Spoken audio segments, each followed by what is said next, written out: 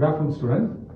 இப்போ ரெஸ்டாரண்ட்ல எந்த ஃபுட் சர்வீஸ் பண்ணாலும் ஒவ்வொரு ஃபுட்டுக்கும் ஒவ்வொரு க்ராக்கரிஸ் இருக்குது. அந்த க்ராக்கரிஸோட நேம் என்னது, அதோடைய சைஸ் என்னது, அந்த க்ராக்கரிஸை எப்படி ஹோல்ட் பண்ணுறதை பற்றி தான் இன்னைக்கு நம்ம பார்க்க போகிறோம். ஓகே, இப்போ உங்களுக்கு ஒரு அருமையான டிப்ஸ் சொல்ல போகிறேன்.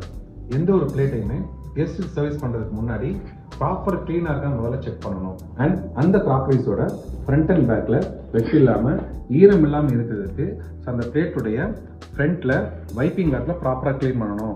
அதே போல் பேக்லையும் ப்ராப்பராக வைப்பிங் வேக்கில் க்ளீன் பண்ணதுக்கப்புறம் தான் இந்த பிளேட்டை நீங்கள் கெஸ்ட்டுக்கு நீங்கள் சர்வீஸ் பண்ணணும். இப்போ இந்த 5 க்ராக்கரிஸோட நேம் என்னது, அதனுடைய சைஸஸ் என்னது, அதை எப்படி ஹோல்ட் பண்ணுறது தான் நம்ம இன்னைக்கு பார்க்க போகிறோம். இப்போ இங்கே இருக்கிற இந்த க்ராக்கரிஸோட நேம்ஸ் யாருக்காவது உங்களுக்கு தெரியுமா? தெரிஞ்சால் யாராவது நீங்கள் சொல்லலாம். எஸ் சார், இந்த கிராக்கரோட name full plate sir. Yes, very good, you are correct. இந்த பிளேட்டோடைய சைஸ் உனக்கு தெரியுமா? ஆமாம் சார், இந்த பிளேட்டோட சைஸ் எனக்கு தெரியாது. ஓகே, இப்போ இந்த க்ராக்கரிஸை பற்றி உங்களுக்கு நான் கிளியராக எக்ஸ்பிளைன் பண்ணுறேன். இந்த பிளேட்டோடைய நேம் ஃபுல் பிளேட், இதனுடைய சைஸஸ் 10 inches.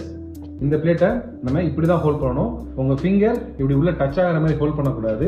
இந்த பிளேட்டை எப்போல்லாம் கெஸ்ட் மெயின் கோர்ஸ் ஆர்டர் பண்ணுறாங்களோ அந்த டைமில் இந்த ஃபுல் பிளேட்டை தான் நீங்கள் கெஸ்ட்டுக்கு சர்வீஸ் பண்ணணும். இதோட நேம் ஆஃப் பிளேட், இதனுடைய சைஸஸ் 8 inches.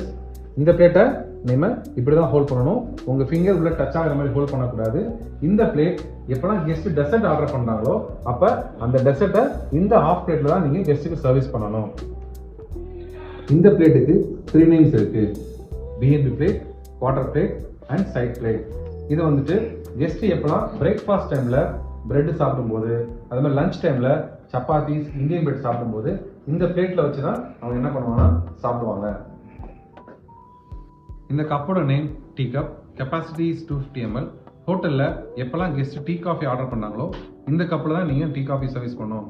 எப்போல்லாம் நீங்கள் சர்வீஸ் பண்ணீங்களோ கட்டாயம் இந்த சாசருக்கு மேலே வச்சு தான் நீங்கள் டீ காஃபி நீங்கள் சர்வீஸ் பண்ணணும். இந்த பவுலோட name soup bowl, capacity is 250 ml.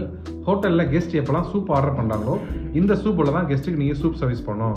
எப்போல்லாம் நீங்கள் சூப் சர்வீஸ் பண்ணீங்களோ கட்டாயம் இந்த சாசருக்கு மேலே வச்சு தான் நீங்கள் சூப் சர்வீஸ் பண்ணணும். இன்னைக்கு நடந்த இந்த செஷனில் உங்களுக்கு ஏதாவது டவுட்ஸ் இருக்குதா? நோ சார், எங்களுக்கு நீங்கள் சொன்ன எல்லாமே நல்லா புரிஞ்சுது sir. Thank you sir. Okay student, இன்னைக்கு நம்ம ஹோட்டலில் யூஸ் பண்ணக்கூடிய பேசிக்கான க்ராக்கரிஸை பற்றி பார்த்தோம்.